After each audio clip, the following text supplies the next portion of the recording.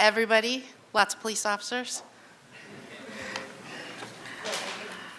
Let's call to order the meeting of the Fire and Police Commission for July 25th, 2024 at 4 p.m. exactly. Ms. Clerk, can you take roll call? Commissioner Herlinger and Commissioner Hill are absent, so I will be going after that. Whoop. Commissioner Jones? Key. Commissioner Rodriguez? Here. Vice Chair Dozer? Here. Ms. Clerk, are there any changes to the agenda? Chair Dozer, we do have one change to the agenda. We will be moving item 7, Community Wildfire Protection Plan, before item 6, Santa Barbara Police Department Employer Retention and Recruitment Strategies and Programs. Sounds good. Okay. We will now move to item number 4, public comment. Ms. Clerk, do we have any cards for public comment or hands raised? I don't think so. Chair Dozer, we do not have any public comment. Okay. Can you please? Yes. But I do believe that there were several public comments in an email. So I just want to note to the public that we did receive those comments and they are in record. Yes, and I actually responded to at least one of those comments about 4th of July fireworks. And that community member said he had also received responses from the city and possibly from the police department.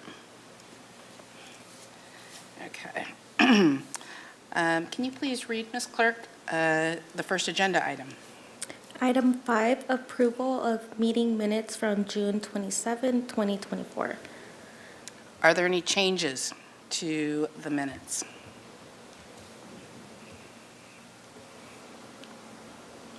No? No. Is there any public comment?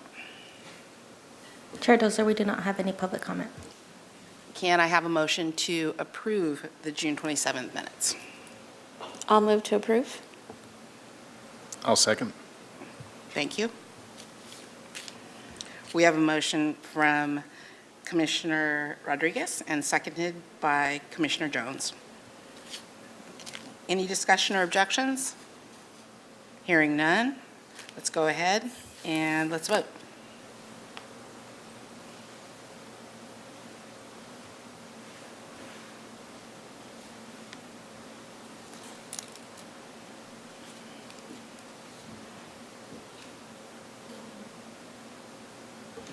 Motion passes.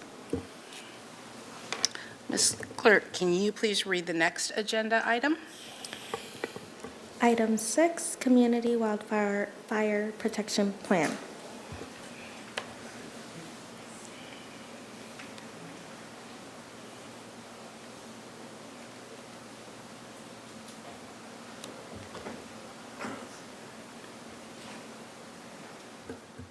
Hi, thank you for having me. Sorry, a little loud there. I'll back up from the mic. Mark Fontilla with the City Fire Department Wildland Specialist. I'm going to touch on just kind of an overview, 30,000-foot level look at the CWPP, otherwise known as the Community Wildfire Protection Plan. Most cities and counties have them now. It's an overall plan of all the high fire hazard areas in the city. You can see on the next slide here. With the yellow being the coastal zone, the green being the coastal interior, the gold is the foothill, and then the red is the extreme foothill. All of those are deemed high fire hazard areas within the city. One of the things that happened last year is that we applied to a CAL FIRE grant, and we were able to receive that grant for about $2.9 million, which allowed us to hire some seasonal hourly workers. Up until this point, a lot of planning has gone in with the department for years to get to this point. Now it's time to implement. And so we were able to pick up 5 seasonal hourly workers and get some work done. And so if you may see trucks with these magnets on them, that's who it is. And there they are, the city's first really seasonal fuels crew that they've ever had. And everywhere we've gone, we've gotten a pretty good, people are thankful that we're out clearing stuff. So Prior to entering any job, though, we have to do the environmental awareness training. So that person in the foreground there is Monique O'Connor from City Parks. She's the open space planner, and she's the one that we collaborated with to get this grant. So it's a fire department and park and recs grant. A couple of the things that we do, we've put some sheep out at Parma and grazed. The public really likes to see that. We did it up in the Mission. That's probably the most popular one, you know. So certain places we go around, but we don't enter the same places every year, so we'll move different spots around. Crew work at Ealing's Park. If you can see up top there, the heavy brush, and then below, they cleared all that out. One of the responsibilities that we have is that if you can't reach your defensible space requirement from your property line, and the city owns the property behind that, we should be a good neighbor and go clean that for them, right? And so that was one of the projects that was designed for that. A lot of pepper tree removal at Honda Valley, treated the stumps so that they won't come back. We were able to purchase a chipper for ourselves, which is a big help because we use it quite a bit. Sponsorships, CAL FIRE, none of this is happening without CAL FIRE's funding, and then the collaboration between parks and fire. So a quick summary, 20 acres of defensible space was treated, and if you're not sure what defensible space is, I can define it, but I think most people know, removing vegetation from and around your home. And basically that was all the property that backs up to the Highlands and La Cornea properties. We did receive a Coastal Conservancy grant for $525,000 the year before, so we're halfway through that right now. That will end in '26. The $95,000 for bioservices, we awarded a contract through the CAL FIRE grant. That's where the bulk of money goes, is doing all this biological survey and assessment work up front. Again, $14,000 for Parma Park grazing, and currently working on the $2.89 million CAL FIRE grant. The projects that we work on are in the CWPP already. So in the CWPP, there's 50 vegetation management units, and they continue to guide our priorities from whether it's the extreme foothill, the coastal interior, the coastal. Couple of websites, and you can go to these. They're pretty simple, but I think I just want to get you to play this, if it'll play. I don't think it will it? No. So I will leave it there if anybody has any questions. Don't go anywhere. And before we go there, do we have any public comment? Chair Dozer, we do not have any public comment. Okay. Do we have any questions or comments? Commissioner Jones. Mr. Fontillo? Fontillo. Thank you. Thank you very much for the presentation, your work. Just a couple questions. What's the criteria or the prioritization that you use to determine what areas are going to be cleared and not cleared?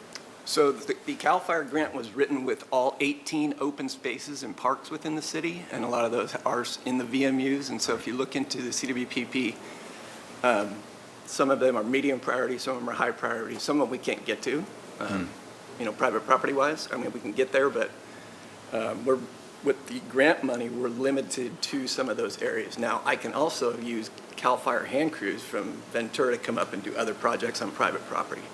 So as we get our battle rhythm going, which we feel pretty good after this first year, we kind of know where we're headed and how to do it. Right. I think we're going to grab some more and keep going. Thank you. Do you have a protocol that you use to engage private citizens to encourage them to participate in this effort? So we have a lot of public meetings, so every time we enter an area, we have to have a public meeting on the grant, and so we had one-on-one. We just had one at Ealing's last week. Usually they'll get a hold of me if they have something, but if not, we'll send an email or do a door hanger, And then lastly, excuse me, you mentioned these mics are really loud today. You mentioned the funding was going to conclude in 2029? Yeah, the CAL FIRE grant's a 5-year grant, so we got awarded in '24 and it'll expire in '29. Is there any consideration now, maybe a little bit early, to think about what happens? Obviously, this is an ongoing need, right, for the community. Correct. What happens post 2029 or post the funding sunset? So probably around 27, we'll reapply for the same thing or more. But yeah, we're trying to figure out how is this sustainable. Right. And I know that CAL FIRE has a lot of money. I know the governor gave CAL FIRE $400 million and said you need to distribute this for prevention work across the state. So Right. Okay. I don't know how many years it's going to last, but we'll ride the wave while we have it. Right. Thank you very much. You're welcome. I just have a quick question. How do you decide when to use the crew versus sheep or goat? Just curious. So the grass is a lot easier for the sheep and the goats, and we use the crew for the heavier stuff, the brush, the pepper trees, stuff that they won't graze. Gotcha. Okay. Well, thank you. All right. Good?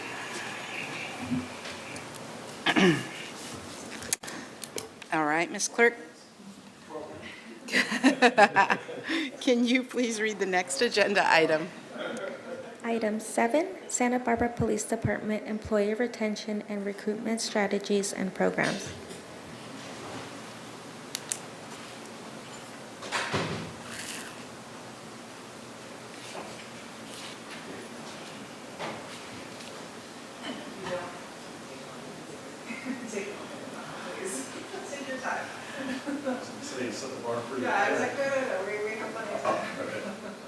Welcome, gentlemen. Good afternoon. My name is Lieutenant Aarons. I'm with the Santa Barbara Police Department. I currently oversee our hiring and recruitment bureau, which is the police department. I'm accompanied with Sergeant Miller and Sergeant Gonzalez, who are part of the team. We're here to talk today about the employee recruitment and retention.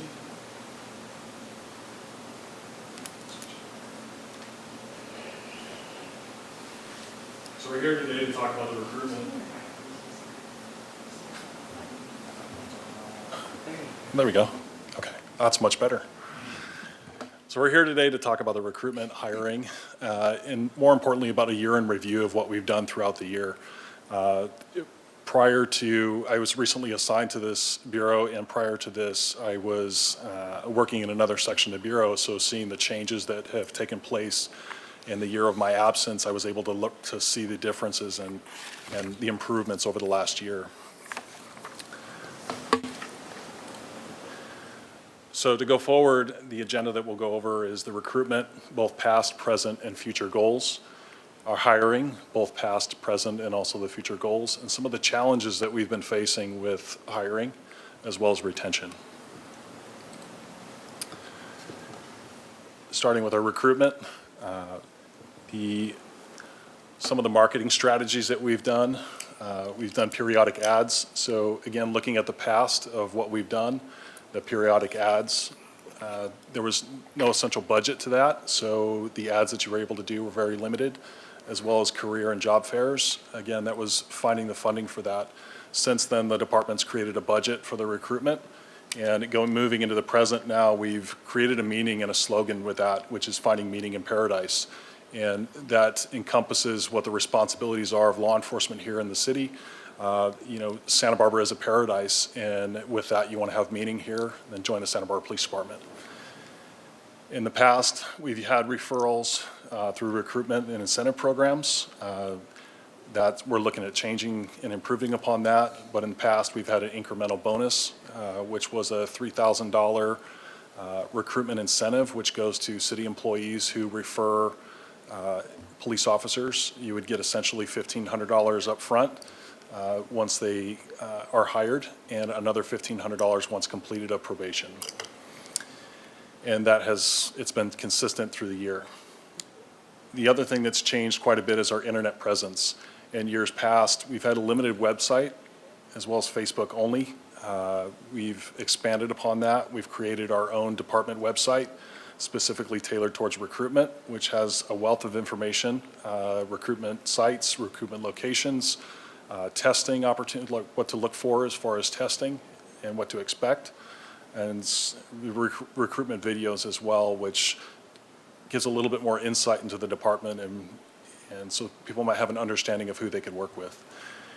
And applicant engagement, this is one that's been really impactful with our department. In years past, with limited staffing, and we didn't have the resources or the commitment, if you will, to engage physically with applicants. And over the last year, this team has developed a mentorship, if you will, of one-on-one. So once we become in contact with a potential applicant, we'll engage that with applicant and meet with them one-on-one, talk about what they can expect in the process, and if they don't succeed at one part in the process, we would encourage them to reapply and talk about the things that they can improve upon. It isn't something where we say, you didn't pass your interview, good luck in your future endeavors. We'll stay in communication with them, help them along through the process, and encourage them to improve upon what they can to further them in the process. And lastly, partnerships. We didn't really have a connection with partnerships in different locations throughout the city in the years past. Recently, we've developed connections to hold recruitment events.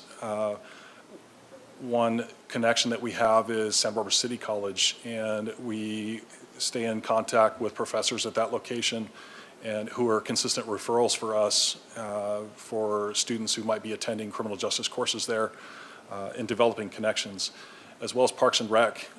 The coordination with Parks and Rec allows us to utilize their locations to conduct our physical agility tests and invite people in the community to come out and observe or participate in those as well. So here you'll see our website. We actually incorporated some of the technology aspect of this when we've created a QR code, which is something that's simple. And when you go to recruitment sites or you're setting up a job at a job fair, when you're passing out information, sometimes it gets cumbersome when an applicant might visit 15 different locations.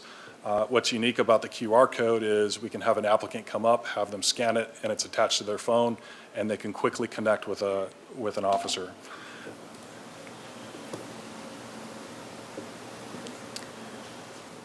So in that hyperlink, you'll see that it takes you to our recruitment website, which outlines a lot of the different jobs that are open. And you'll be able to scroll through at different positions. The upcoming testing, and you can click on each one and you'll see at what steps, the written exam, and we'll go into that a little bit further in some of the future slides. So we'll talk about our future in recruitment. We have marketing strategies. We want to improve upon those. Additional merchandise, which would be stuff that you could pass out, which has our slogan, it has contact information, it has our website information that's on there. These are items that we'll have at job fairs that we can pass out so we can maintain that connection. There's limited cost to this, but yet there's a huge return in this because they're passing our slogans around. We brought a couple of these examples to show. This is just some of the few things that we have that we haven't had in the past as well. So, just for example, one of the events that we're going to next month will be the Fit Expo. So we do something fun there with them, and where they get to earn some of these things as they do maybe like a push-up challenge or whatnot. But it's a really fun type of way to engage with potential applicants at certain events. But these are some of the things that we hand out, and they can have at some of the recruiting events, and we're going to be happy to share some of these goodie bags with you later on. Yay. Yeah. So. The other thing that we want to look at is diversifying our incentives, whether that be to current employees or incentives to applicants. Some of the things that we can talk about is proposals for different ideas and creating opportunities for other police officers who might be active police officers elsewhere. How do we bring them here? And some of these ideas that we've tossed around that we're still collaborating on is maybe a relocation allowance, if you will. And what's difficult for police officers who are currently active at other agencies, it's hard for them to transition and relocate. So how can we help that? How can we incentivize that? And how can we make that transition easier? And part of that was with the relocation allowance or reimbursement, if you will, which would be something that would, going into some of the challenges later on, that goes to the housing here in Santa Barbara, as well as moving expenses. They can be quite a bit of money, and how can we help and ease that to allow them to relocate, to get closer and make the transition to our department easier. The internet presence, we've really improved upon this. We've created a presence on all social media platforms. We've increased the presence on Facebook, Instagram, and X as well. So we've created a larger footprint to increase our connection with future applicants.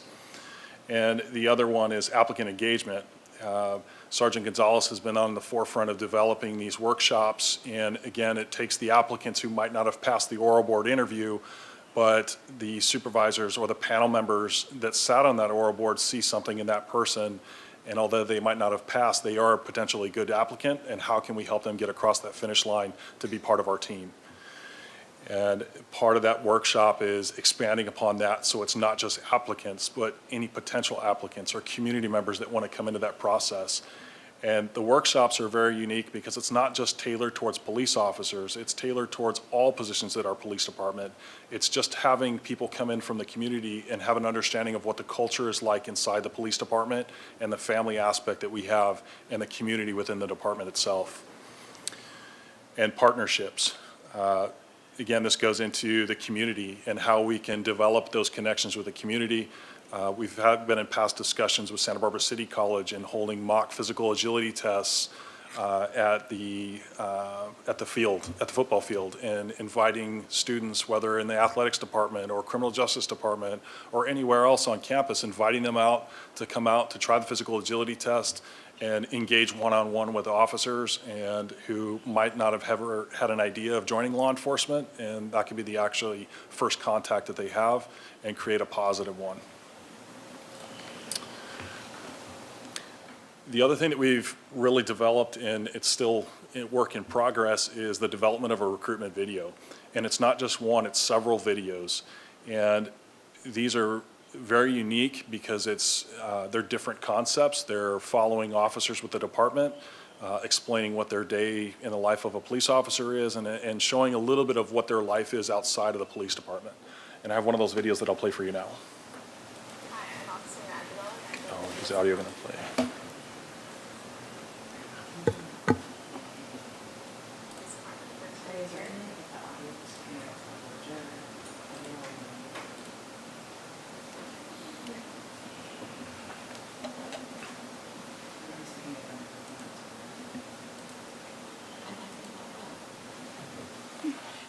And I've been with the Santa Barbara Police Department for 3 years, and I currently work patrol.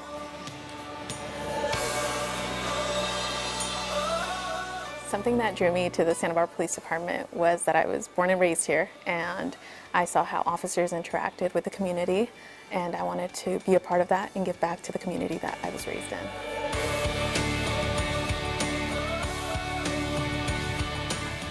The culture within the department is amazing. We all work as a team. We feel the support from our supervisors, so we just feel supported all around, and it makes it a positive place to work at. We are so fortunate to have such a supportive community where residents come up to us every day and thank us for our service. We also really enjoy going out to the community and doing community events where we get to interact with community members. If you want to be part of an amazing community and positive culture, join the Santa Barbara Police Department. Again, just talking a little bit about this is just one video of many that we're working on, just to create a variety, as well as showcasing a few different members of the department. Hi, I'm Officer. And next, I'll touch on a little bit of hiring. This time, I'm going to turn it over to Sergeant Andre Miller, who's in charge of the hiring in the hiring process, if you will. Good afternoon, Chair Dozier, Commissioner Rodriguez, and Commissioner Jones. Excited to talk to you about the progress that we've made over the last calendar year in our hiring department and the great work that our team has accomplished. And I'll start off by going over our team values and department values. And California Post, as we know, sets the hiring regulations for hiring peace officers and dispatchers in the state of California. There's minimum standards to hiring for those positions. However, we as an agency get to set our standard above that minimum standard, and we certainly do. So just because a particular applicant meets the minimum standard does not mean that they will fit into our culture and our community or our department. And we'll go over what we use as criteria and what Post sets as the criteria for our hiring in a few slides. So going through those values, integrity, transparency, accountability. These are critical to being a peace officer, and we certainly expect that out of our applicants, and we express that to them up front. From the time they apply and they start to communicate with our recruitment sergeant, Sergeant Gonzalez, through the entire hiring process, we stress the importance of transparency, commitment, accountability. We're not expecting perfect individuals, but we are expecting you to express the challenges that you've had to overcome and be willing to acknowledge that. Relationships and connection with the community is important for us. We want commitment. We want individuals to understand our community and the expectations. And if we cannot identify a connection or a passion or a why behind why you want to work for the Santa Barbara Police Department and the citizens here, then that is a concern for us. And we express to candidates that we want long-term commitment, and a big reason why, because we want a long, healthy career. And then continual mindset of improvement and adaptation. So in the hiring division, we know that there's emerging technology and ways for us to streamline our process and to hire faster because it's more competitive. Because back when I became a police officer over 10 years ago, there were far more applicants, a much larger applicant pool than there is today. So now the competitiveness between agencies and the small pool of applicants requires us to make adjustments so that those applicants that are at the top of the process for us through the evaluation process, we can get them hired here before they choose to go elsewhere. So a little bit about our hiring process. It's a 12-step process, and it starts off with the application, which is submitted through the Human Resources Department. We begin engagement then with the applicant, with the recruitment division, but also with the hiring division, and we want the applicants to be aware of the process, how many steps are involved, what it's going to look like as far as length of time, and we want to open up that communication where they feel free to call and ask, because we're not here to hide anything. We want you to be successful. We're rooting for you through this process, and the one way we get to begin to start a relationship with them is right there, right when they submit the application. And the next step is the written test. That's a hurdle to overcome as well. And for them to get past the written test is a big hurdle. We recognized early on that and I'll go through this a little bit more later, we had to look at that and figure out, is there a way for us to speed up our process, because one of the more lengthy processes was the written test and receiving the results back from the state. And then we move on to step 3, was an oral panel interview, which we conduct virtually and in person. And then step 4 is our personal history statement, which is established by California Post. We use the Post personal history statement. That personal history statement gathers information as far as references, work history, and we ask questions about work conduct, work behavior, personal behavior. And we begin the evaluation process, as I mentioned earlier, integrity and accountability. And I'll go through some of the dimensions that we're evaluating in that personal history statement a little bit later. Step 5 is the physical agility test, which is only for officers, and we conduct that out in the community at the beautiful Chase Palm Park or at Cabrillo Ball Field, various locations, Dwight Murphy Park, various locations out in the city, and we have personnel from the department there present, city department members are present, volunteers in policing are present, and we take that as an opportunity to engage the applicant and show them our culture, how much of a family we are, and share with them a lot of the details about the city of Santa Barbara and the police department. And it's a wonderful time for us to engage with them and actually develop a relationship that means something down the road when they need to decide between working here and another agency. Pre-investigative interview and waivers, that's an investigatory questionnaire that we design in-house, and it allows us to ask additional questions on top of the personal history statement, because we want consistency in information that's being provided, and sometimes that reveals inconsistencies, which can reveal an integrity issue or omission of information. So that leads us into an interview where we get to gather the context behind some of the inconsistencies. And then waivers. So we have to receive authorization to collect prior employment history and information, and an authorization to conduct a background investigation and ask these questions. So the applicants give us consent to do that. A polygraph examination, not required by post for us to do, but we elect to do it. In that phase, the questions are pertaining to prior background, work history, decision-making, judgment, et cetera, and it allows us to determine if there's potential significant omissions or deception with the information that they provided thus far in the process. And then a chief's interview. So I'll go over some of the changes here. This is different than what we did a year ago, and we'll show you in a few slides. But our chief's interview with the chief's panel, assistant chiefs are involved in that interview, and that's another way for us to talk to the applicants and get to know them as people and add context behind all of the background information that they provided in the 7 steps prior. So before they get to the chief's interview, it goes through a review process, through me, through Lieutenant Ahrens, and we make a decision if that applicant has successfully met our minimum standards to proceed to a chief's interview. And then step 9 is the background interview. We assign backgrounds out to a background investigator that's associated with a contracted company, and they conduct the backgrounds that last approximately 4 to 6 weeks. And then final background review. So that final background package includes all of the information from the first 10 steps. That is reviewed by myself, Lieutenant Ahrens, both assistant chiefs, and the chief of police. And before that individual gets a final job offer, that process has to happen.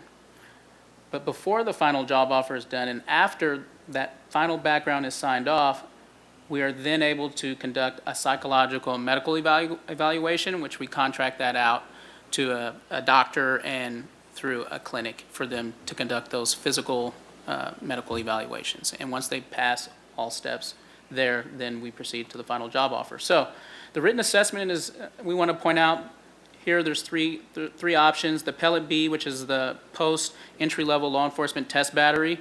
That is a lengthy test, about 2.5 hours, and the applicants are answering questions that are evaluating their reading and writing ability and their logical reasoning.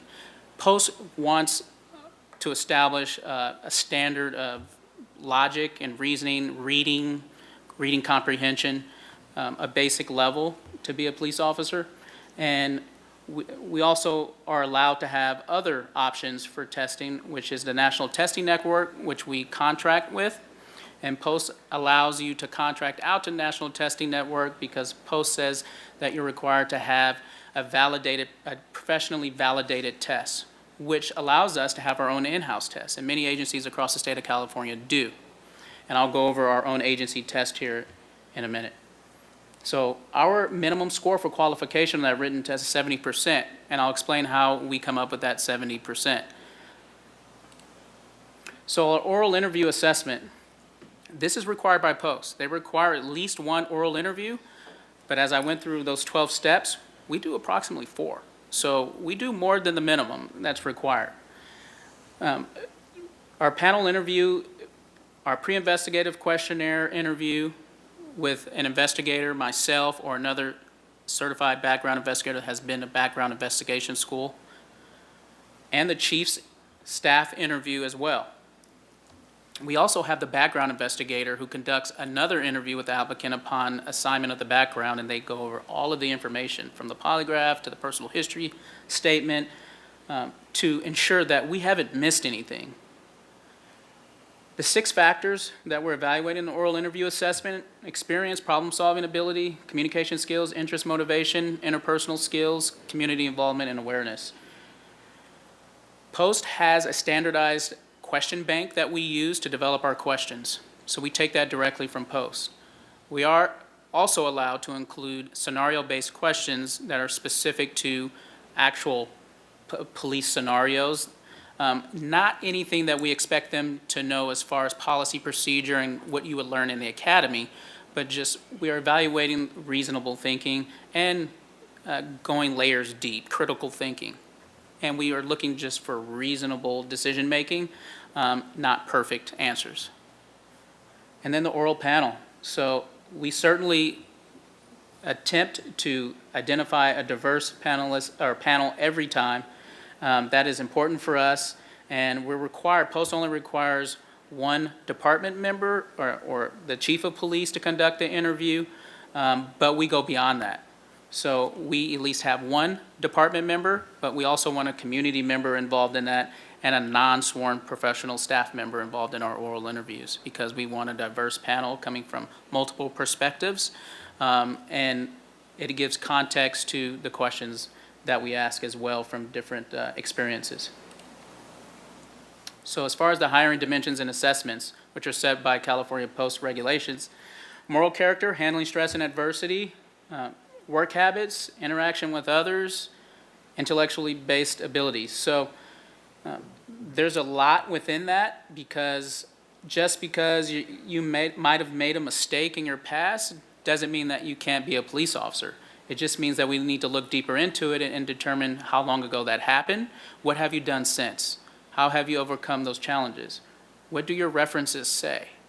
How do you answer the questions when we ask, why did you make that decision? Have you owned those decisions?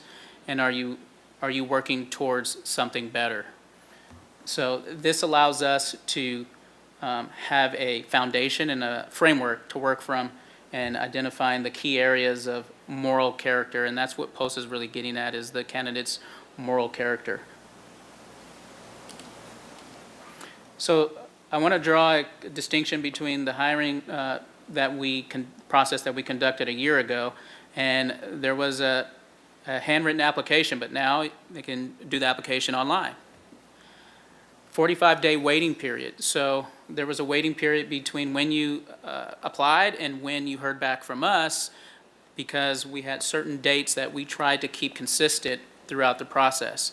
So, and I'll go through why we changed and made it shorter and why that was a benefit and led us to where we're at now. The written test, the Pellet B was only twice per year. Our oral interview was only in person. And our entire, back up a little bit, the chief's interview was at the end, and I'll show you where it's at now. And our hiring timeline was 6 months. Now, hiring in the present, the application is online, 21-day waiting period, back from the 45-day, and we now have that initial applicant engagement at the very beginning. The written test, not only are we accepting the Pellet B scores from POST, but also the NTN, the National Testing Network, and also from our written test, and we found that the majority, if not far more than 95% of the applicants are taking our test, our written test online, that the Human Resources Department helped us establish. And moving forward, we have the polygraph examination that comes after our pre-investigative questionnaire. So with the polygraph, we are now moving to more of an in-house polygraph, polygraphers, versus an external contract, because we are subject to delays in our hiring process with the external contractors because they have more departments to fulfill, obligations to fulfill. So having our internal polygraphers, we can conduct polygraphs at will, whenever we want, what fits into our schedule and the applicant's schedule, and we typically would have to send the applicants, if they live locally, 4 hours or more to take the polygraph, so it's more of a convenience for our applicants as well. Background investigation is now taking 4 to 6 weeks versus 2 months, and or it changes here and there just because of the depth of the applicant's background. So we've definitely shortened that by at least a month or a month and a half. After the polygraph and initial investigative phase and the final review at the end of the background investigation, those are points in which now we have the chief's interview after our pre-investigative portion of the hiring process, which POST allows you to do. And the reason we did that is because once we initiate a background, that's a large investment for the city. But if we interview that candidate at a chief's level prior to that, and we determine that they don't meet, as a team, they do not meet the minimum that I talked about earlier, then we call a non-select. That candidate is a non-select. So that allows us then at that point to give a conditional job offer to the applicant versus waiting another month and a half, 2 months down the line where they could then leave and go to another agency and are wondering, well, is Santa Barbara really serious about me? Well, now we give a conditional offer and it shows that we're invested in that applicant because they have met our standard. And unless nothing changes, then we're looking forward to bringing that applicant on at that point. And the statistics will show you how successful that is when we go to the next slide. So now we're at 3 academies. We were at 1, so we increased our academy usage, which allows us to send more applicants through, our new hires through the academy process at one time or throughout the year. And those are spread out throughout the year, not at the same time. And then our hiring timeline now is 3 to 4 months versus 6 months. So we've cut off 2 months there, which will make sense to you because when you see our attrition rate, you will recognize that it's pretty difficult to stay up with that and hire and kind of diminish the vacancy numbers. So in order to combat that, we had to increase our academies. We had to increase our background investigators. We had to move the chief's interview. We had to have more applicant engagement. We had to engage with the applicant via text message. The generation loves text messaging, so we text message and we communicate with them and make them feel the doors are open. You can reach us at any time. Doesn't matter what time of the night. I may get back to you in the morning, but I'll do my best to get back to you right away. Results and outcomes, these are just a few statistics, just to show that our average passing score on our new written test is 81 and 65. I just point that out because we only use the post-test, but the spread there is consistent with the results that we had with the post-test. So through the validation process, it showed us that our test is consistent with that, so it's a win-win. We now have our own test and it allows us to move quicker with a validated test. Results of those tests, I want to just point out here, the reason we have this here is to show where are most applicants exiting our process. It's at the oral interview phase, and that makes sense in the sense that oral communication is, if not the top criteria, dimension that we look at as a police officer is your ability to communicate.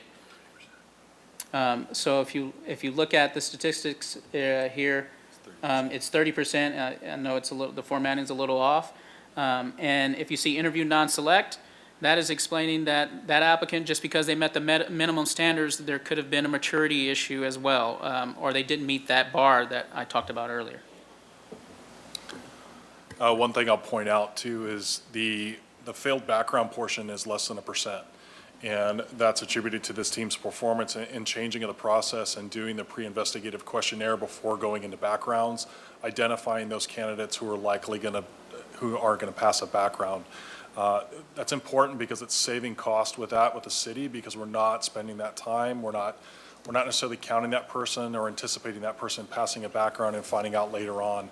We're able to address those issues on the front end. Here's our current hiring trend. So we wanted to show the comparison between 2023 and 2024 with both officers and professional staff. And you will notice that we've hired as many this year, halfway through 2024, that we did all of last year, both with officers and professional staff. So that is trending up for sure. And we've hired 5.3% of all officer applicants are being hired. Yes, that's a low percentage. It's not an easy process, so it shouldn't be very high. But when you see how many we've hired compared to previous years, it is a positive trend up. This also is just showing the comparison between non-sworn applications and sworn applications versus how many we've hired at this point in 2024.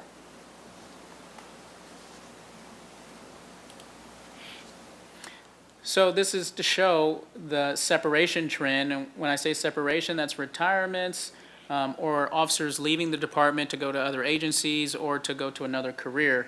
And I just wanted to show for the last 3 years what those numbers have been for both sworn and professional staff, just to show in order to take a chunk out of that vacancy number for both sworn and professional staff, what we have to overcome. So as you can see there's a nice comparison, and to see that on average 10.5 per year for both sworn and professional staff, and we've exceeded that this year, and we plan to continue to do so. Currently, as of today, we've hired 18 professional staff and 12 sworn members.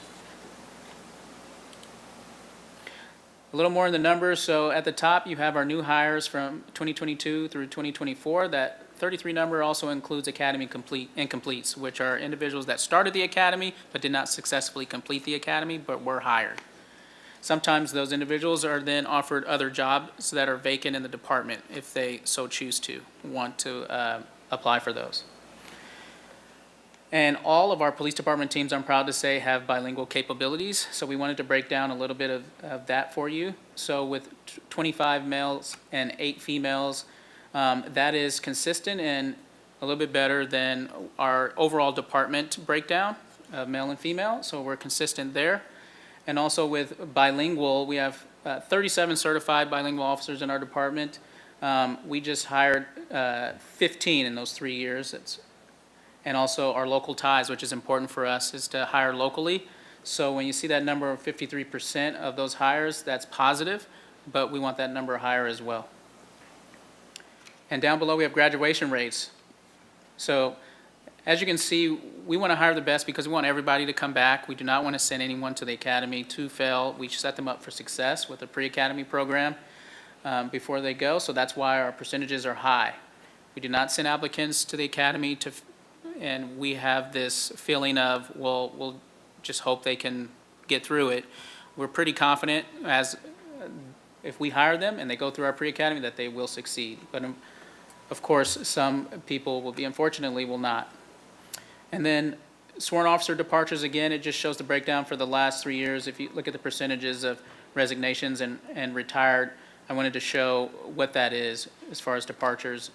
And that's what we have to keep up with on the hiring front. So currently, we have 8 officers in the academy, and we have 6 officers in field training.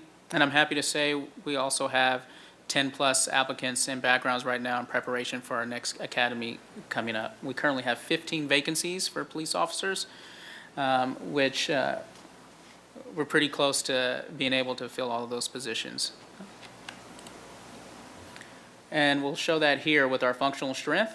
So right now we're at 89%, which means we have, with all personnel to fulfill our duties and functions within the city, 127 out of 142.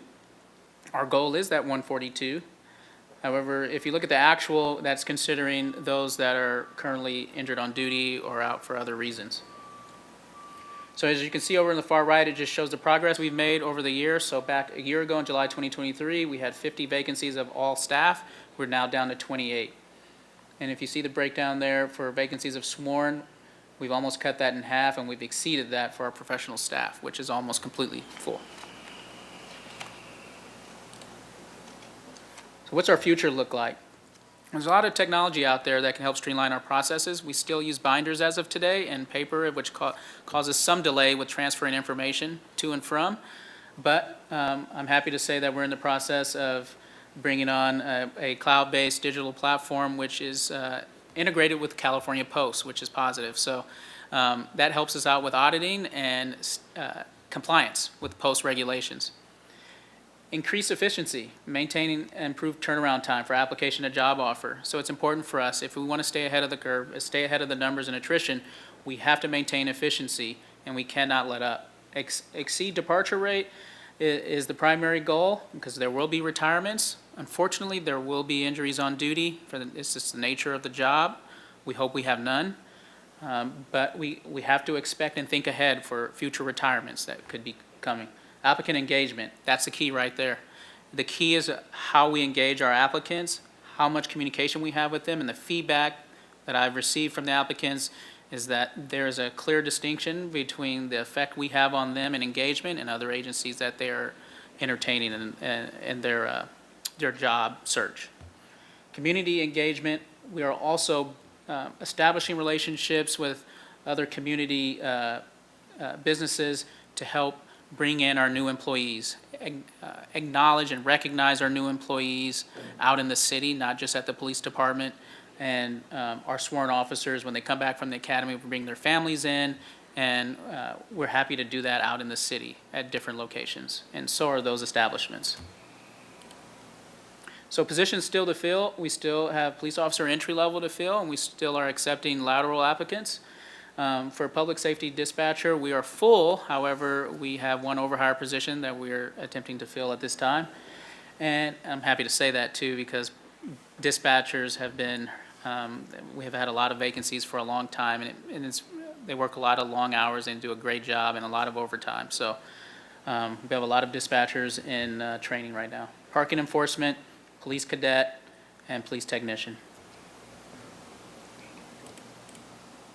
Current challenges, retention is still a current challenge. We want to bring in local applicants, cost of living, and the competitive markets with smaller applicant pools are still current challenges today. So for our retention program or initiatives, what we have done and what we are doing and expect to do and continue to grow, on-duty workout time, 30 minutes twice a week is allowed. That's attributed directly to wellness, which is directly to 21st century policing is a priority for us. And having that ability to go and get a good workout in and remain fit and feel good about yourself while you're at work and you can go back to work, it's a lot of flexibility, and that is huge for us. Healthy word meals, having meals available.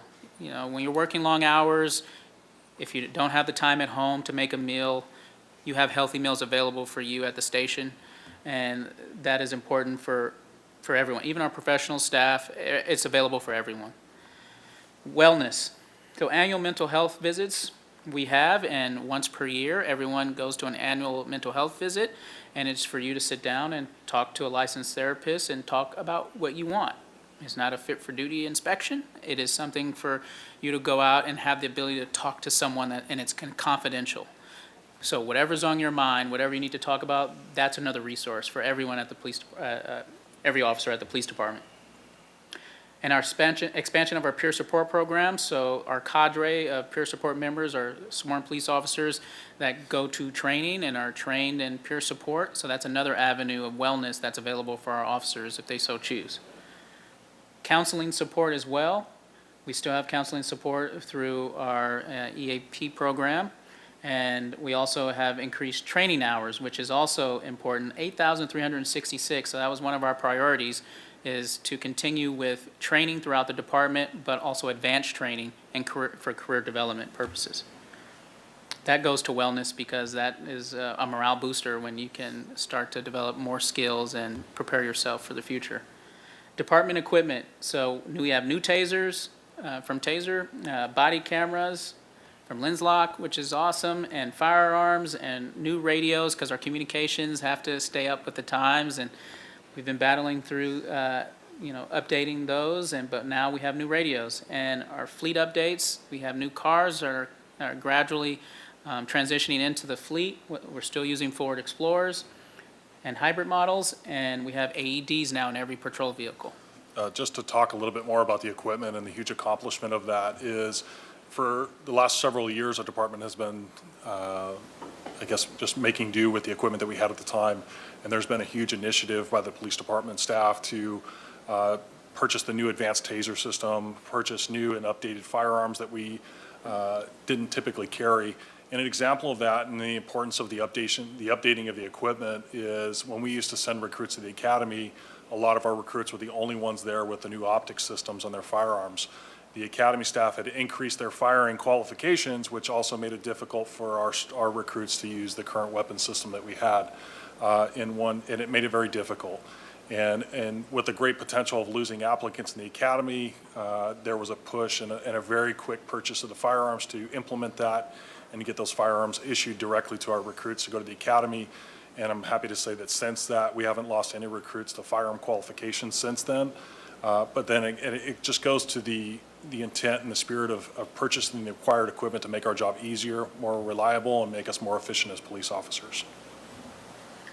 Our longevity pay incentive has just been included here this next pay period, and officers are excited because that is definitely a positive retention benefit.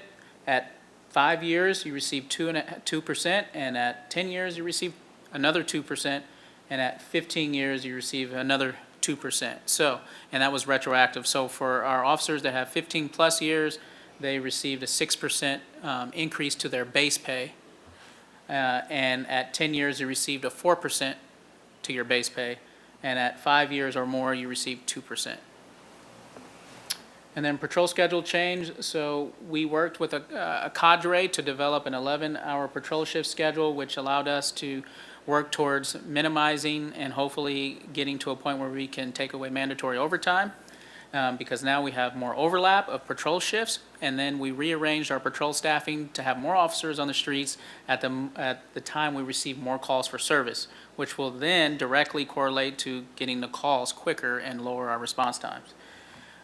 Dedicated training days as well. So that schedule allowed us to have a 9-hour buyback every 6 weeks, which is not really a buyback. It's just you have 9 hours to dedicate towards training, which the patrol sergeants are taking ownership over as well as the lieutenants.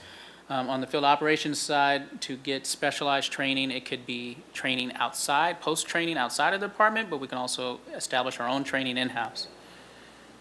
More shift overlap, as I expressed, and also reduce potential mandatory overtime. So family night is an exciting thing because before we send new officers out to the academy, we bring in their families, and we talk to their families with the recruits there at the police department, and we share what this experience will be like for the next 6 months for them.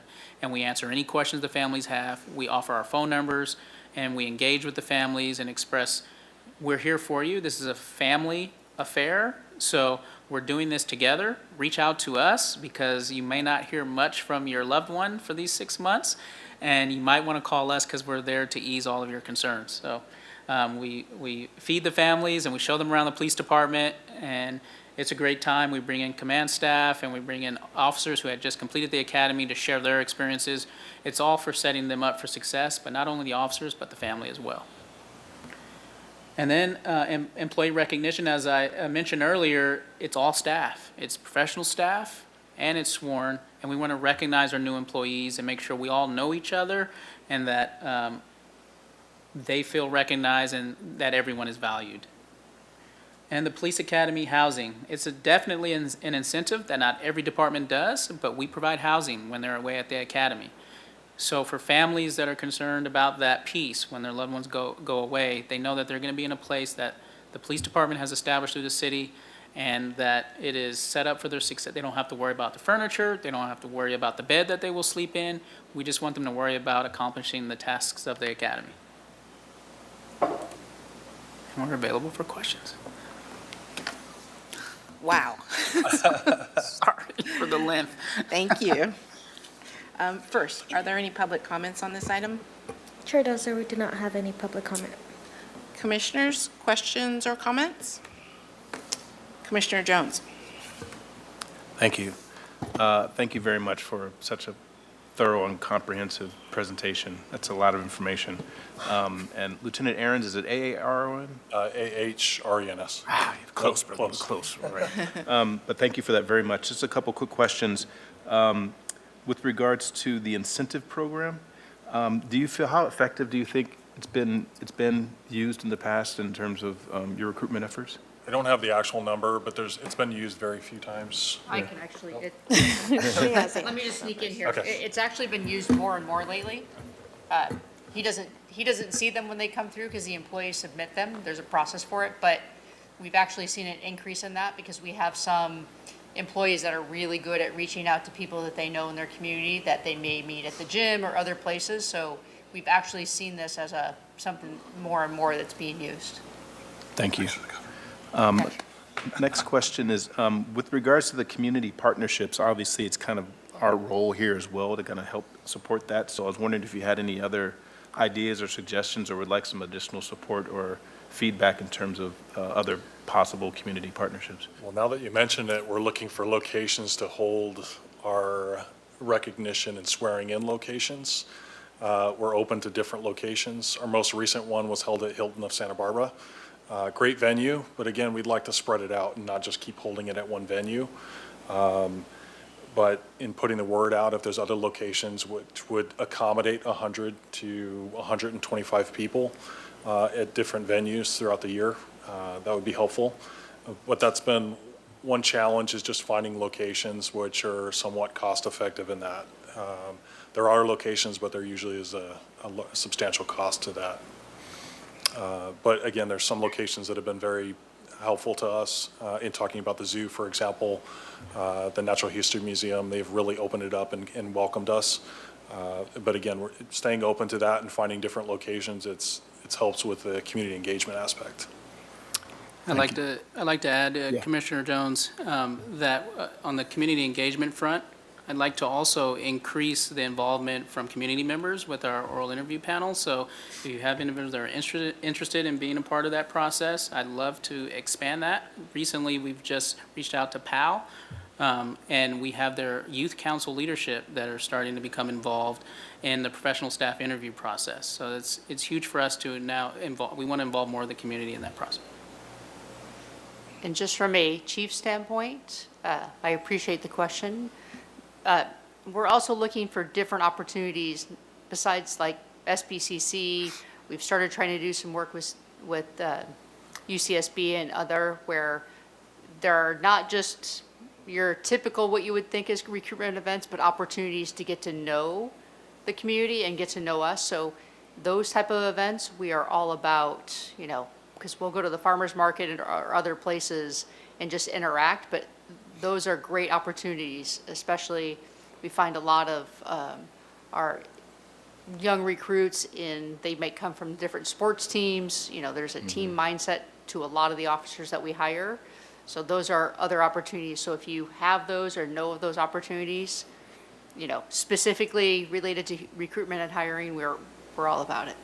Right on, thank you. Do you participate in the career fair that happens at UC Santa Barbara as well? I don't believe did we participate this year? We have. Yeah, okay. Yes, we have, at several different ones, not only last year, but this year as well. We signed up for 2 separate ones, but, yeah, they've been fruitful at times, but Right. we've gotten really attached to their athletic program too, so we've had it in there because of one of our employees too, but they've been very open and receptive. Right on, thank you. I had a couple more. Can I jump in on, Oh, yeah, just please, because please. the question Yeah, or yeah, yeah. comment is related to that? I would encourage you to contact the Chamber of Commerce. They did a wonderful campaign for hospitality to encourage people to see hospitality as a career as opposed to just a job. And then they're doing wonderful work with Techtopia, getting folks interested in the technology here from Carpinteria to Goleta. So they might be beneficial community partners for you. Thank you. Thank you. I wonder if there's also a possibility for, you mentioned Sergeant Miller, the PAL, in terms of that kind of community engagement. I wonder if there are other maybe more nonprofit organizations or, you know, community-based organizations that may be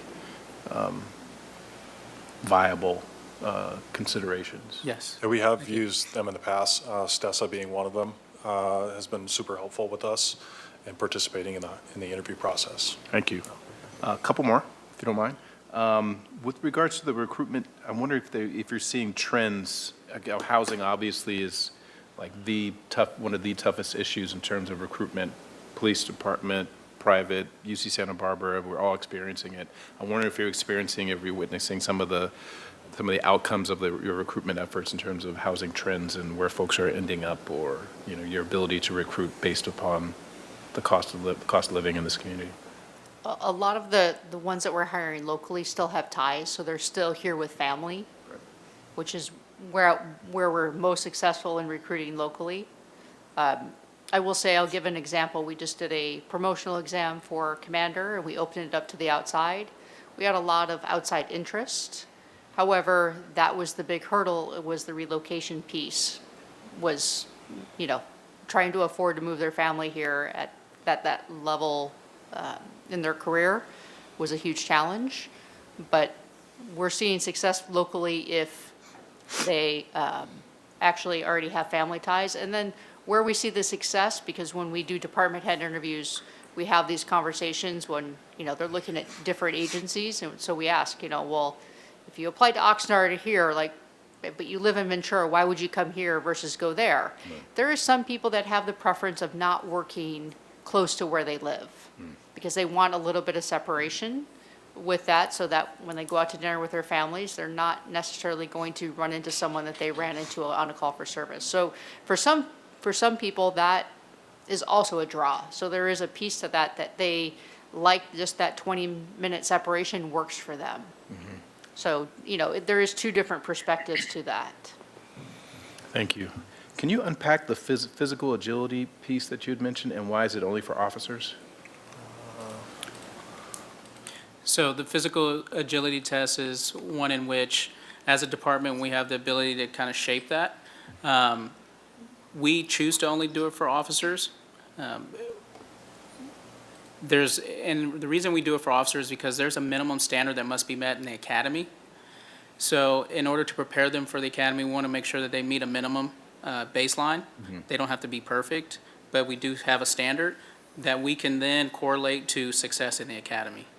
So with the long distance run, with the push-ups, with the body drag, those specific exercises are correlated to what a peace officer is required to do with their job duties. Oh, I'm sorry. So you're basically like sworn officers, basically? Correct. All sworn officers? Yes. Oh, okay. Thank you for clarifying that. Of course, that makes perfect sense.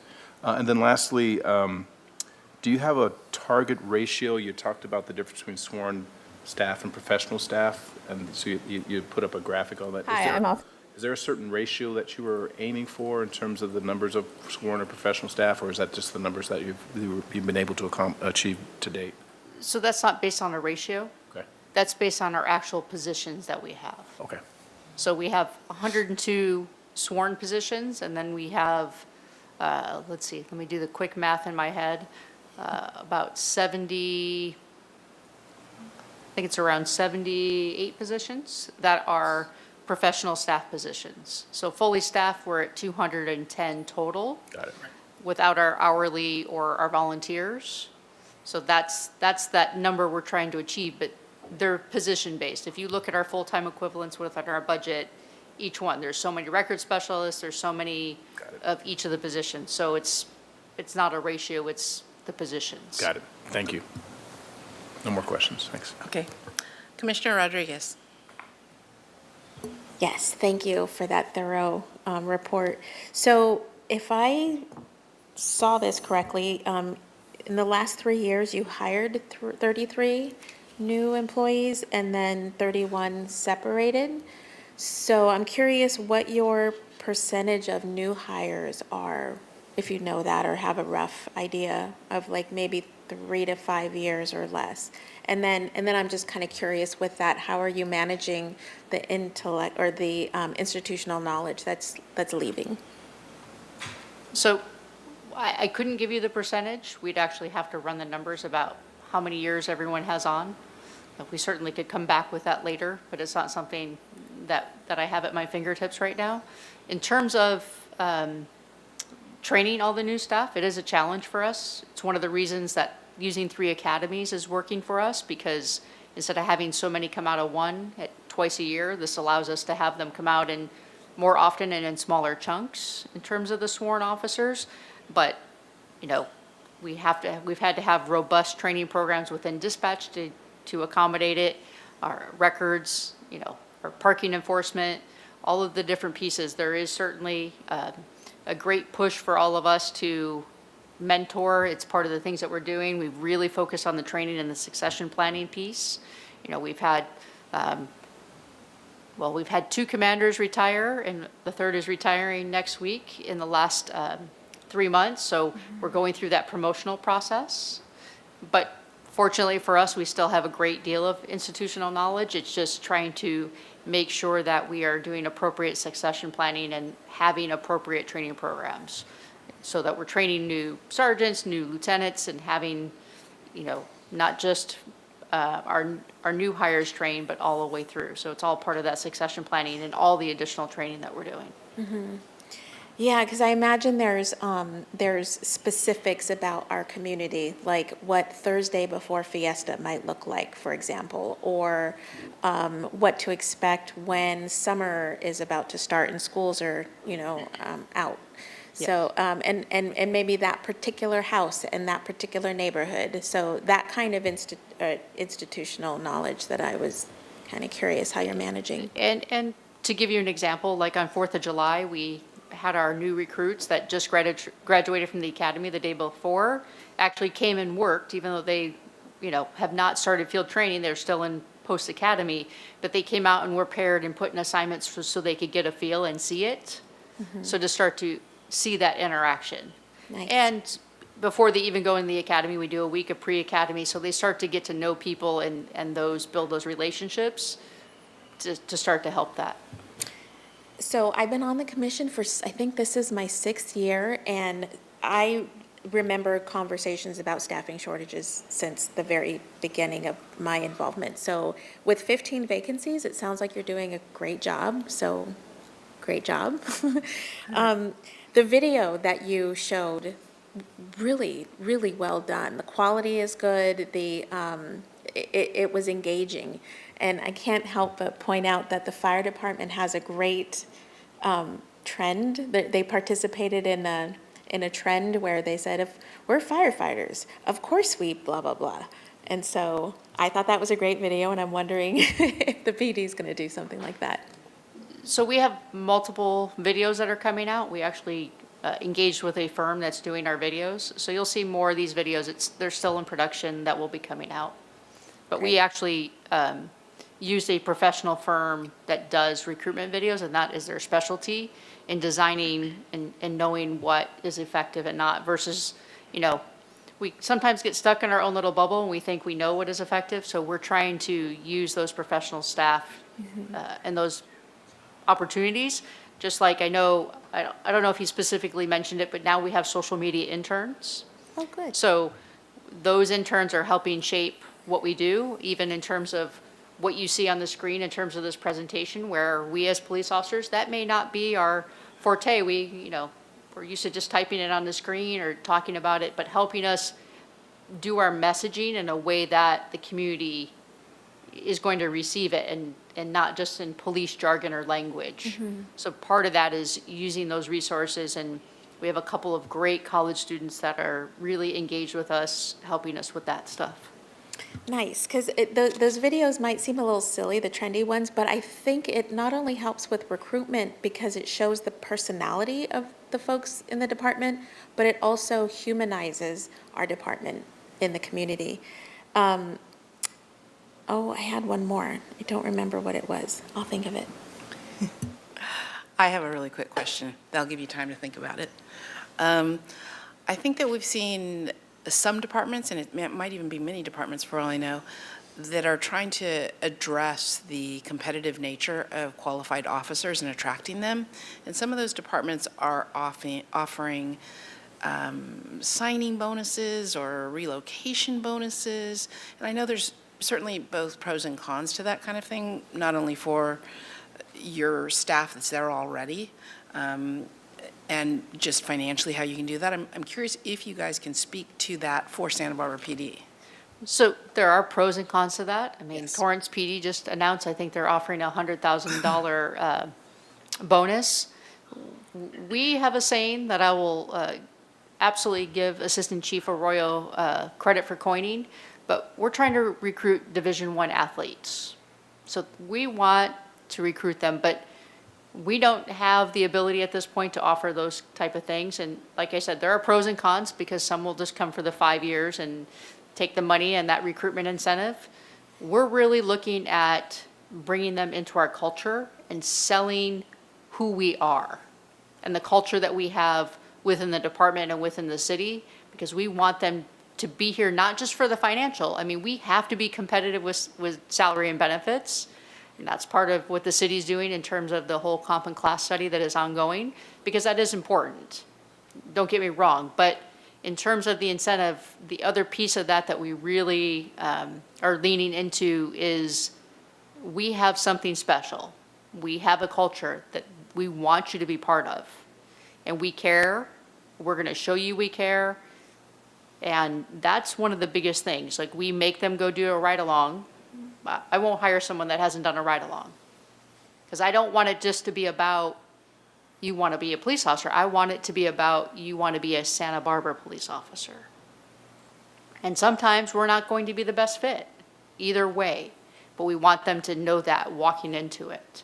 So part of that is the other piece. I think, as we move forward, we're going to have to look at more incentives. I think, the housing piece is something that's going to be critical, because if we don't add that component, I think at some point, we're not going to continue to be as successful as we are right now.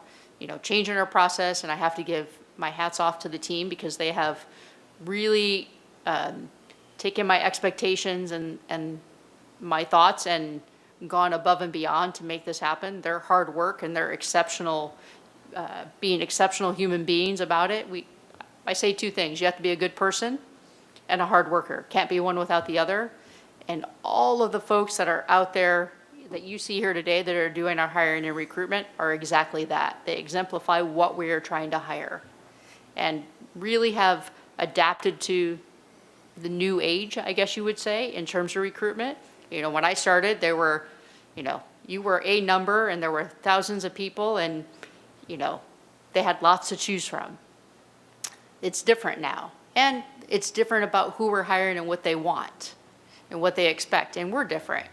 So that's really what our strength is right now, is that personal touch in what we're doing. That won't last forever. We do have to be, competitive with salary and benefits and looking at different incentives. But the things that we can do without having class and comp or, the big dollar value are the other things that we're doing. Mental health check-ins, right? Caring about their mental health, building resiliency, the training, because we just hired a lateral who was like, what do you mean I've been an officer for this many years and you're already sending me to accident investigation school? Well, yes, that is a critical piece of training that you need to be successful from day one. So it's doing those things, the workout time on duty, the things that we can do and the environment we can do are really where we're focused. So that's a very long answer for a short question. Okay, thank you. Yeah. Commissioner Rodriguez. Yeah, I had the honor and pleasure of attending the promotions and pinning ceremony I think it was a couple weeks ago, and it was I've attended a couple of them. I think that may have been my fourth, and that one in particular was very touching. A friend of mine got pinned, so that may have been part of it, but I think it was because you also recognized the professional staff. And I think it was either maybe 2 or 3 years worth of new hires and promotions. And you can really sense the pride and the camaraderie and, as you mentioned several times, the familyness in the department. So I encourage my fellow commissioners, if you have a chance to attend those, it made me proud of the new folks that were coming on, because Chief Gordon spent some time and talked about each person and what they were bringing in. So thank you for doing that and for recognizing the sworn and professional staff the way you did.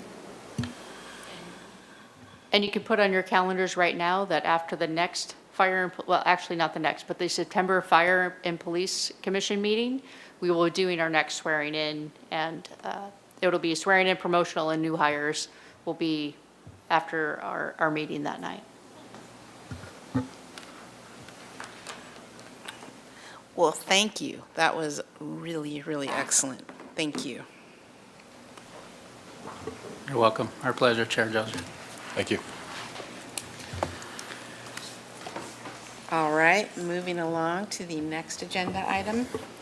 Item 8, Santa Barbara Fire Department Incident Reporting Data.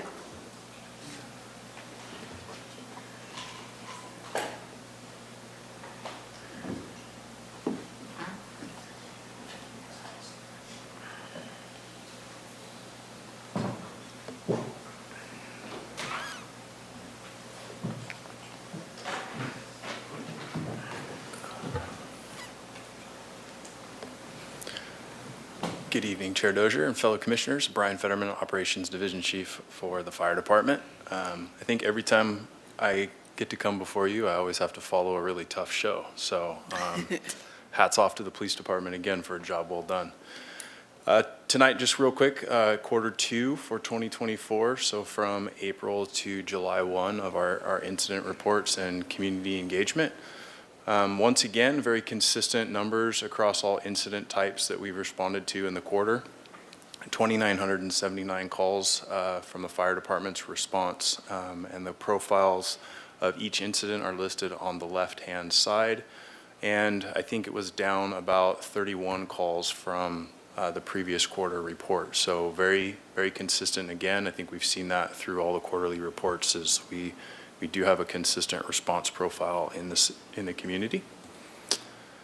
Our incident response times, again, broken down by each shift. The first set that you see are the average turnout times in seconds. This is only for Code 3 or emergent incidents, so lights and sirens. Our target goal is to be just under 90 seconds on average, so doing well there. And then more importantly is the average travel time throughout the community. So how long does it take once we say we're en route to arrival on scene? And very consistent. We want to strive for that 4-minute time marker, and doing really well in that category. Our training hours for the quarter across the department, 4,200. Again, components of fire and EMS, technical rescue, leadership development as well for our personnel, water rescue, hazardous materials, and ARF, or the folks that are out at the airport providing protection to the airport infrastructure and aircraft. Some photos on the right. The engine 71 up there is one of our newer Pierce engines, one of the 2 recent deliveries. We have another one coming, and a new ladder truck as well, hopefully to see in the first part of next year. So those are exciting. That photo is taken down at our local tower. The Connex boxes that you see on the left, we are able to put smoke grenades inside, and it's 2 stories, and so the crews can do some simulated fire attack and pumping exercises for a lot of our folks. And a little bit of auto extrication going on at the bottom. I spoke to Chair Dozier earlier, and on one of her ride-alongs, she said she got to cut a car at one of the trainings, so those are always fun times. Very exciting. And our our community outreach, in the last quarter we had 18 events and over 856 community members touched. The photo that you see on the left is our recent community emergency response team training. And we just completed, so not technically in the last quarter, but a teen CERT program for some of our local high school students, which was a huge success. They got to do some of the very same things that the adults do, and be down there at the fire station and engage and learn how to also serve in our community. I would say in closing, just hats off to all the personnel within the organization. Summertime hits for the fire department. It is very, very busy, accommodating personal vacation leave, these types of training hours, community outreach, our normal responses, as well as fire season that seems to be moving quickly this year. So we do have folks that just got back from the lake fire, and then we sent a team up north to Plumas County to do some structure protection. So again, not possible without the men and women of the organization, and that completes my report. Why, thank you. You're welcome. Is there any public comment on this? Chair Dozier, we do not have any public comment. Commissioners, any questions or comments? Commissioner Jones. Thank you once again. And you started to answer this question, but it's not lost on me that there's probably an ebb and flow in terms of the number of calls given the year. So, what do you expect? You just mentioned fire season. Like, what do you expect Q3 to start to look like as we go into fire season? Which I don't know that there's never not a fire season anymore. Yeah, it seems like there's always some type of season. Right. I think in my 3 years here, and when I look at the data, it's been pretty consistent.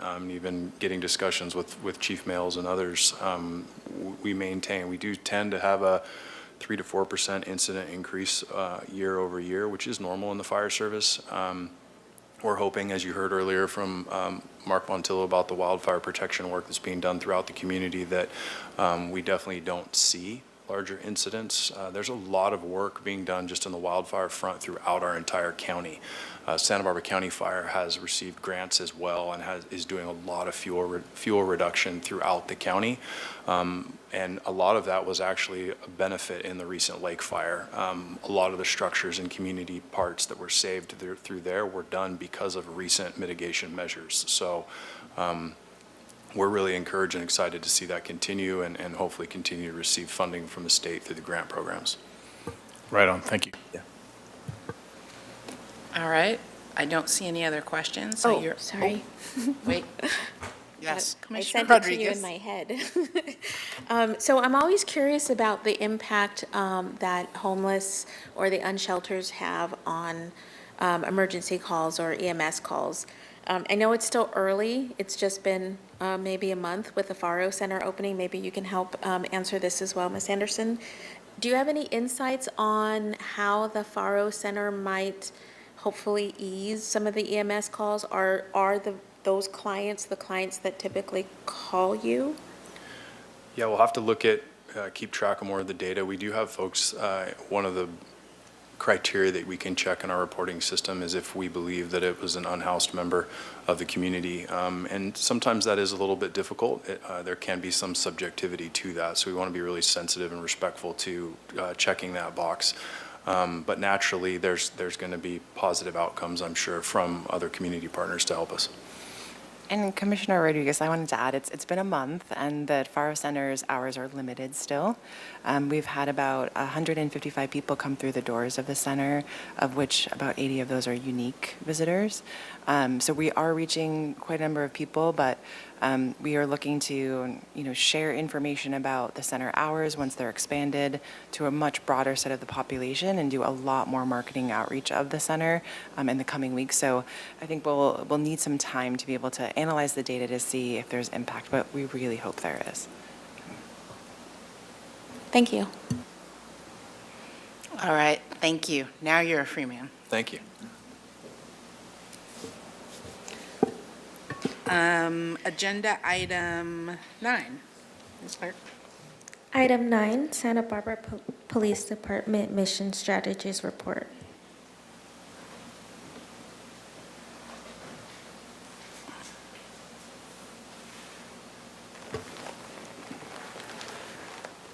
Good afternoon, Commissioners. Charlie Katsapis, Commander of Santa Barbara Police Department with our Community Accountability Division. And today I'll be providing you with your Q2 Mission Strategies update. I know we've talked about this before, but in case there's, just for a refresher, if there's someone new listening in the public, our mission strategies represent, these 4 quadrants here represent both our quantitative and qualitative metrics for performance for our police officers and staff. And so today we'll talk about each of those categories and give you a little bit of a highlight from Q2. So I'll start here in the upper left with reducing harm. In the reducing harm category for Q2, we saw a slight increase with 12% of total violent crime. This data is comparing Q2 from 2024 to Q2 from 2023. On the other hand, we saw a decrease of about 11% in our total property crime year to year. We saw a 12% increase in our on-view activity. And just as a reminder of what that is, our officers do proactive activity outside of the realm of 911 or non-emergency calls for service. That would be encapsulated within that on-view activity. So this is proactive work. We want to see that number go up, so we're happy with that. And then we saw a 17% decrease in total stolen vehicles for Q2 of 2024. Moving on to relationship building and quality of life. Our co-response team handled nearly 400 calls for service in Q2. That number's up from Q1. We're happy with that. We're really proud of our co-response team. Again, that's a clinician from behavioral wellness partnered with an officer for the purpose of handling mental health related calls for service. In addition to those calls for service, 198 of those were mental health follow-ups. That's kind of a new category that we've rolled out this year, and we're really happy with that. What that is it's a kind of a caseload category for our co-response team where they are following back up with individuals who've experienced crisis in the past to ensure that they have ongoing resources when it comes to mental health support. So that number, we're really happy with that. Got 21 presentations for community, that's engagement and outreach. And then this number is huge. We saw an 87% increase in parking citations for Q2 of 2024. And that's reflective of a fully staffed parking team and also a desire to be responsive to community concerns regarding parking throughout our community. So that number's gone up quite a bit. Moving on to felt presence, we saw a 20% increase in focus area directed patrols. Those are patrols that we put out that are responsive, again, mostly to community concerns or complaints that we get about problematic areas within the city. That's also just general good proactive police work happening throughout the community. In addition, we had 1,057 VIP hours. Our volunteers in policing, that's a fantastic team offering extra support on a volunteer basis.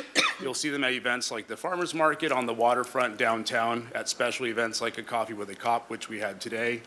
That's a team comprised of 11 members, and we're currently in the process of hiring one more, and we just added one. So that's an ever-growing team that's offering a lot of support to our community in addition to our general police response. The last category here would be in the category of service. That bar graph represents our response times to our priority 1, 2, 3, and 4 calls for service. As you can see, our priority 1 response time was about 6.5 minutes, priority 2, 15.2, priority 3 at 41.6, and priority 4 at 57.8. We did see an increase in total calls for service in quarter 2 of 2024. So about 500 more calls for service than we saw this time last year at a 7% increase. And we also saw an additional workload of 13% with our assigned criminal investigative follow-up. So that's anytime we have a case that requires follow-up, either by a patrol officer or detective, it'd be statted as a workload addition under that 13%. So that concludes a wrap-up of our quarter 2 summary for our mission strategies. Thank you. Maybe, I don't know yet. I'm going to try to talk. Do we have any public comment? Chair Dozer, we do not have any public comment. Thank you. Commissioner Rodriguez. I was curious how, I love this data. I love the way it's presented. It's so clear. I know Arroyo had everything to do with this, so thank you for that. I'm curious how many police reports are done online? Do we know that number? We currently can't answer that. We could, we could work to provide that statistic, but it's not something that is tracked specifically in our mission strategies. So it'd be something that we'd have to work through how we would do that, because some of them are not, some of them might be lost property and other things. So I'd have to really look before I can tell you what we can and can't provide on that, because I don't want to. I'm curious because I know in my previous employment, I had to file police reports for our insurance purposes, and I was told to file it online. I would get an automatic response with a temporary number and then a permanent number, but I oftentimes wouldn't get a person response. And so I'm curious if the online reporting process deters folks, because I'm seeing that there's which is great, that there's a reduction in property crime, and I imagine that would be one of the criterias to report online. And so I'm wondering if that reduction may have to do with the fact that they're filing a report online. Well, if those reports all result in a number, the permanent number you're talking about, which is captured in that total number. I just can't break out for you today which ones are online and which ones an officer took.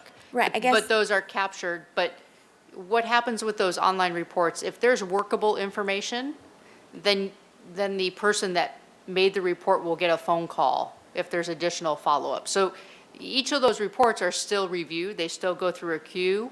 They're not ignored, so to speak. They don't fall into the abyss. So if there's anything workable within those reports, they are captured and there is follow-up that goes with it. Okay, So, I think that's the key, is for the public to hear that all of the reports are reviewed. yes. So Okay.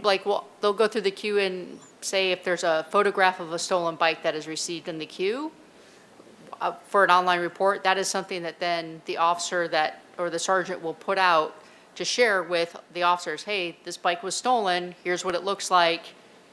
So there is follow-up on those reports. Okay. And then 399 co-response, is this part of that pilot program? So this is related to us increasing, we now have a second officer. We still only have one clinician. We're working through the county to get our second clinician. We're pretty close.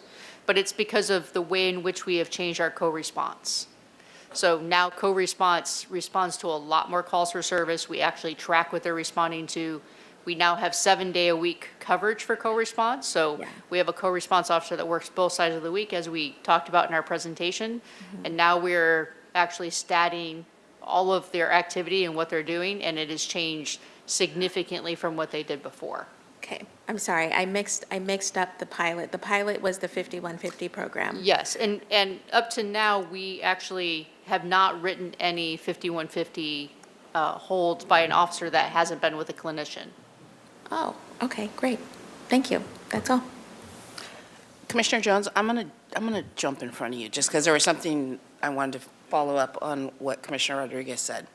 When it comes to online reporting, can you let us know and let the public know, is there a limitation, for instance, if a citizen wanted to make a report and it was a violent crime? Isn't there some parameters of what you accept online versus what needs to go through an officer, a live officer? Yeah, absolutely. And that, as you explained, goes to the severity of the crime. And so the way that our system is set up online is you have a limited amount of options that you can choose from when crime reporting. And if you attempt to report something that should be handled via a live police officer, the system will indicate that to you. So that would be due to severity of the crime or specific suspect information that you have that is relevant for follow-up, or something that is of the type of nature that should be handled in person and not online. The system will redirect you to do just that. Yes, I've seen that firsthand, so thank you for confirming that. Okay, I'm sorry, Commissioner Jones, go ahead. No problem. Thank you. Thank you again for this information. I was wondering if you talked about a little bit, maybe just unpack the 12% increase in violent crime from Q2 23 to 24. What are your thoughts about that? Yeah, so we looked into that. As you can see, total numbers went from 122 to 137. The vast majority of that increase came in the month of April in the form of aggravated assaults. We drilled further down into that. A lot of those were alcohol-related, kind of mutual combatant-type fights, specific to kind of generally that spring break timeframe.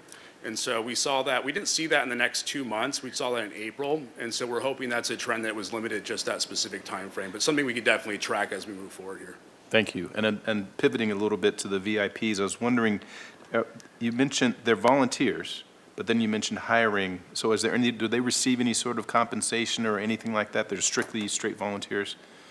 Yes, they're straight volunteers, but like all of our employees, they go through a comprehensive background that you just heard about from this team behind me here. Right. And so they go through that process to get selected as volunteers in policing for us. Does that include training? That includes training, so they have an internal manual that they follow, and then we are actually in the process now of revamping their training to create an annual, ongoing, continuous training for our volunteers in policing. Okay, thank you. That is it. Thank you very much. We can now move on to the next agenda item. Item 10, quarterly reports on complaints of police misconduct. So Commissioners, the last report we'll give you for today would be your quarterly report on complaints for Q2 of 2024. So that would encompass the months of April through June. This report comes via your expanded powers and duties under Ordinance Section 2.09.010. And I will start with our total number of complaints, which in Q2 was 5 total complaints. One of those complaints was generated externally from the public. The other 4 were generated internally via our administrative complaint process. To further describe those complaints, the relevant sections for them included Policy Section 306.5, Firearms, Safe Handling, Inspection, and Storage, Policy Section 320.3.2K, Discourteous, disrespectful, or discriminatory treatment of any member of the public or any member of the department, Section 320.3.5Q, failure to take reasonable action while on duty and when required by law, statute, resolution, or approved department practice or policy. And finally, Section 1022, nepotism and conflicting relationships. And that concludes our quarterly report for complaints for Q2 of 2024. Thank you. Is there any public comment on that item? Chair Dozer, we do not have any public comment. All right. Commissioner Jones? No? How about Commissioner Rodriguez? When the Community Formation Commission were meeting to develop the recommendations for increased oversight of law enforcement. The main concern they had was complaints. And because I was part of that commission, we had a whole slew of recommendations based on the assumption that there would be an enormous amount of complaints. And so every quarter when I see these numbers, I'm relieved. I'm relieved because these are really small numbers for our community. And when I see that 4 of the 5 complaints came from internal, it tells me that the department trusts the process and there isn't the fear or fear of retaliation or this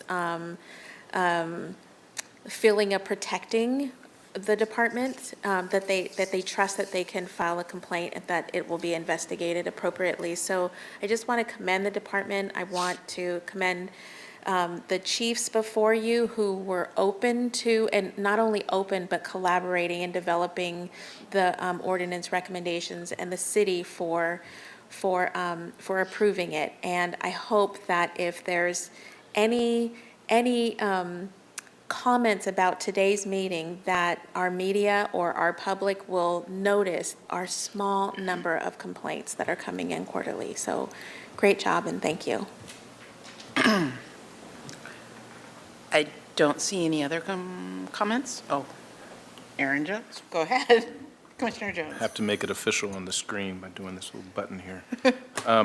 Thank you, once again. I guess I just want to reiterate publicly that because these are ongoing investigations, we can't really drill down too much into the specifics of this. So just want to acknowledge that. And then also, I think part of, to follow up my fellow commissioners' comments, I think I'm just reminded of part of our responsibility in terms of making sure, I'm not saying that there are more complaints out there, but making sure that the citizenry, the community, the public has open access to the ability to file as needed. So I don't know, me personally, I can speak for myself, that I've done enough individually to say, hey, by the way, if anything goes wrong, this is your channel to be able to communicate that complaint or that concern. So I just wanted to acknowledge that. And also, I'll be very curious about this post-investigations, particularly that 320.3.2, which would be very interesting to see what more, if anything, we learn about that discourteous, disrespectful, or discriminatory treatment of any public member. So just want to put that out there, but thank you again. All right. Seeing no further comments or questions, you now are free. All right. Yes, until next month. Don't go away. Commission and staff, this is a time for any communications that you want to share. Meetings, events, anything you'd like to agendize? No, I mean, it was mentioned earlier, Coffee with the Cop was today. I was able to pop in for just a few moments to see some familiar faces. That was kind of cool. Nice. Hope the community takes advantage of these opportunities, and we do a better job of perhaps making sure that's more widely known. I was on a hiring committee today with a number of people in the audience, so that was fun and long. Everyone did a great job, though. Seeing nothing further, and if there's no objection, I think that we can end today's Fire and Police Commission meeting. Move to adjourn. On July 25th, adjourned at 5:43 p.m.